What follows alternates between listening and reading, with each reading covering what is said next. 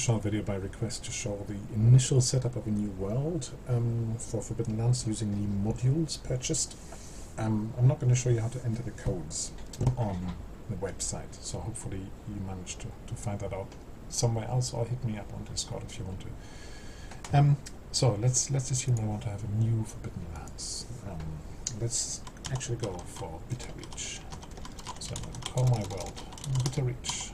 I'm going to get the file path, Bitter Reach. The game system, of course, is Forbidden Lands. You can create a nice background image, etc. Next session, you know all this stuff.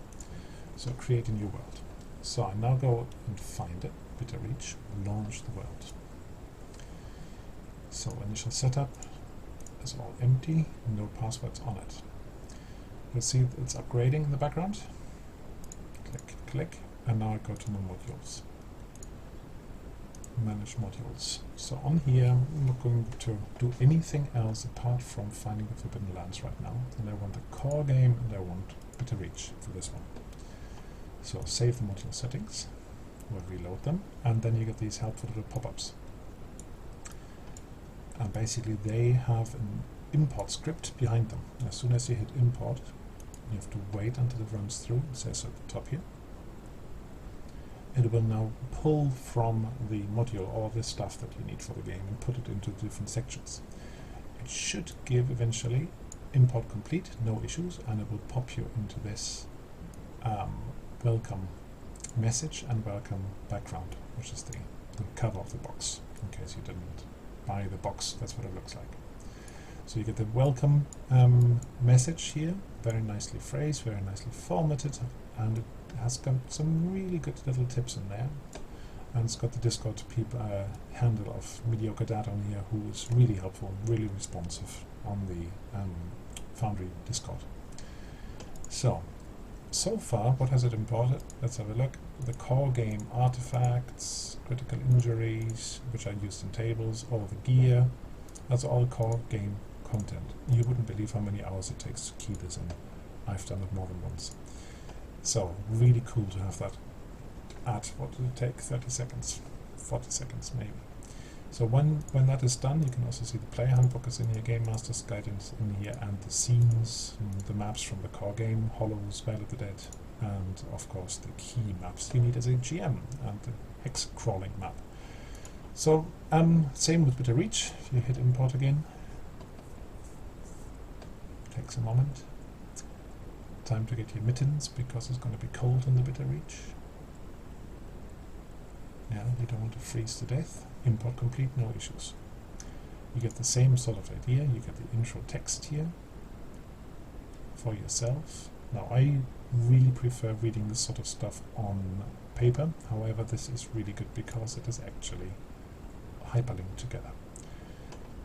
And yeah, really, they made a real effort to make it look like the book. So BR stands for Bitter Reach up here. So yeah, that's the basic setup. The next thing I would add in is what I need for my hex crawling.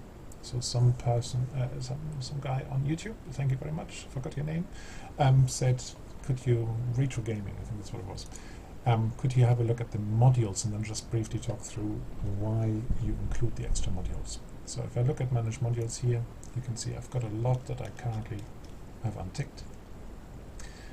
About time. I use this because it allows me to have a timer, track the quarter days with it. That together with calendar and weather, yeah, already has a dependency between the two of them. But if I just save it for now, and it shows, it will pop up the calendar up here. And it says Sunday right now, but did you see how that just changed to feast day instead? So if I zoom in a bit more on that thing, if I can, let's have a look. No, I can't. That's not the interface zoom. This basically is now pre-configured with all the months and the days of the Bitter Reach calendar, or the Forbidden Lands calendar. Yeah, I tried to code this myself in Fantasy Grounds before, and I managed, but this is so much quicker. You also can do the quarter days on here. You can have special days on here. You can track the moons in case there's something you want to do with the moons. change the seasons, yeah, because the seasons have a game effect in the end when you do hex crawling, so you can do lots of stuff on here. So that's that module. Next one along, let's have a look at the modules again. I use backgroundless pins together with pin cushion. I've made another video about why I do that. Check it out there. So with pin cushion. Oh, there were never been pin cushion on here. That's a bit strange. Pin. No, I use pointers and pins because you need a way of pointing your players towards something. What else do I use on here? Break time is just an easy way of stepping away, managing AFKs. So you can say, let's have a 5-minute break, and it pops up a screen on. Let me show that as well. Sorry, this is going to be a bit stop-start now because I have to reload all the time. And what you do is shift and space. Oh, should work. Shift and space, and basically get this break time. As soon as your players come back, they say, I'm back. And you don't have to ask around, is everybody here yet? It's just obvious from the screen. So that's that module. What else? I don't use the card deck anymore. I used to use it, but now the initiative is integrated better. I use that instead. I use chat portrait. What that does is basically a character portrait. So if somebody says something, they will have a little portrait in the chat card. You can use clocks. Some people use it to track the quarter days. I personally don't, because I use this time widget. But it looks good, and especially if you want to go to something else, like some people are playing this with 6 sections today or 8 sections today. The clocks module will do that for you. I use compendium folders usually to keep everything tidy. This is already very tidy if you look at the compendium. So you don't need to do a lot extra here. Of course, should definitely be mentioned is the dice are nice. Yeah, that gives you all the pretty dice. So instead of having just D6, if you enable this, you get the real Forbidden Lands dice. Dice tray I use sometimes for ad hoc dice rolls, not so much in this game now. Fog Manager I use for manual fog of war, so you can paint it on, and you can, which I find quite useful on some of these maps. I use the party sheet, which I explained in the other video. I use the quest log. I find that very useful to keep track of what my players wanted to do, especially in an open world like a sandbox world like this is, because they often will have ideas, or they come across a hook somewhere, an adventure hook, and this is a really good way of just remembering it. So it's they've got access to it. They can see what they meant to do, and when I ask them, okay, you just finished this adventure side, what's next? They can refer to it and go back to it. I always use GM Screen.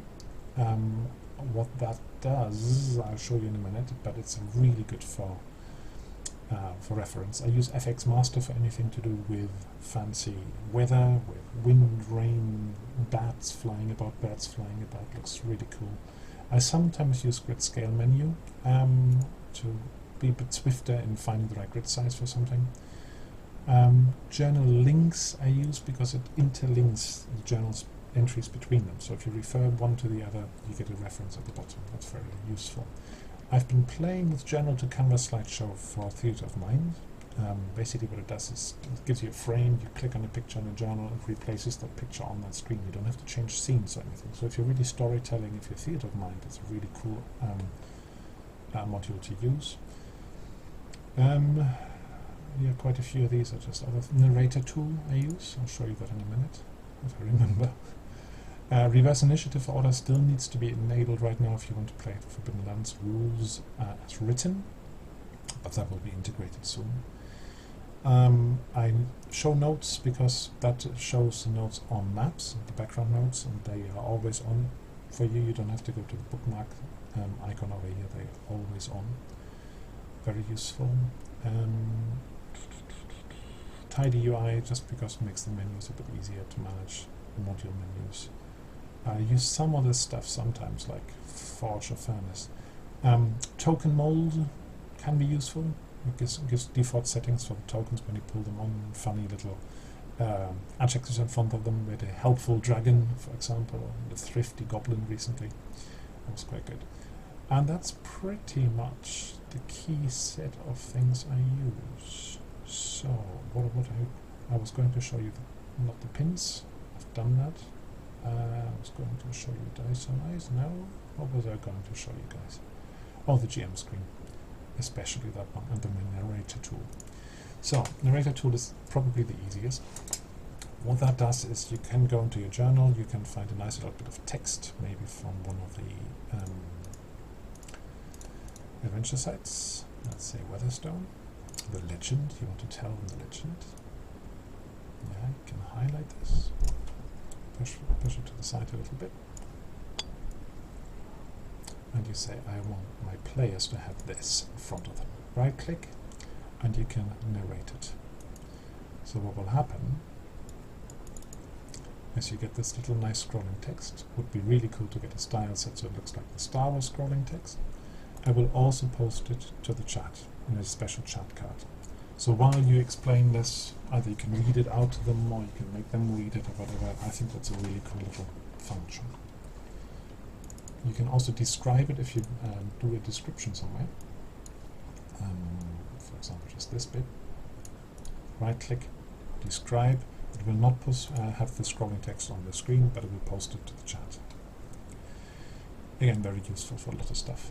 And the GM screen, you see that down here now? I've got the GM screen here, you've got a grid, you can reconfigure this grid. But if you wanted, for example, to have reference material, and without having to go through the journals all the time, you can say, okay, I want to have my combat one. So let's call this one here. Settings. How did I do this? Oh, there's a module setting. But let's just grab it here. So for example, I want combat information in there. I want to show how damage and recovery works. I want to show poison here. So I can then go in here. I can say I wanted 3 rows. And that's probably not the best example because it's got a bit of narration in front of it. It doesn't format very well. But you could have these tables here put into that. And if I wanted to, in a fight situation here, I just wanted to quickly check, was it a fast or slow action, I actually pulled these out separately. You have that right there, the click of one button, just like that. So if you wanted to find the damage stuff, again, I might think a bit higher. Yeah, you've got all the information here. And if you wanted to have the poisons and disease, let's just show you the other way. 2 columns. You can have that there. Now, in my fully set up game, I've got this pre-populated with the stuff I refer to, rather than randomly picking something right now. And I've got 1 tab for journeying, I've got 1 tab for combat, and I've got 1 tab for character sheets. So what you can do, I haven't got much character in here, so let's find one. You can just pull it across, and then you've got the character sheet there. Of course, change the number of columns on here. So for example, as I was mentioning, I've got my 4 players, my 4 player characters in one of the tabs, and if somebody says, oh yeah, I'm going to do this and that, I can always very quickly see what their skill levels are, or what the current status is, or whether they've got the gear, whatever it might be. So that's quite useful. Right, and what else did I want to show you on here? Well, this is configurable, as I said, if you go to the module settings, configure settings, module settings, and the reason this is a bit tidier than usual is the tidy UI module. So GM screen, you can then say, all right, I want more tabs. I want to have a tab here for combat, 1 for party, 1 for journeying. That probably will do it. And the journeying one I might just want to set up as 2 rows, and the combat as 3 columns, just for laughs. Save changes. Yeah, if you now look in here, combat ready to be populated, and journeying ready to be populated. You can drag and drop, or you can pick stuff from here, but there's a lot of stuff to pick from. Right, so I think that'll do for now on the most common modules that I use. If you have any questions, or if I'm missing something obvious and you say, you know, this is really cool, why don't you do this, then do let me know. I'm always interested to learn a bit more about this stuff. Anything that makes my job as a GM better and allows me to focus on storytelling rather than fiddling with buttons. Until the next time.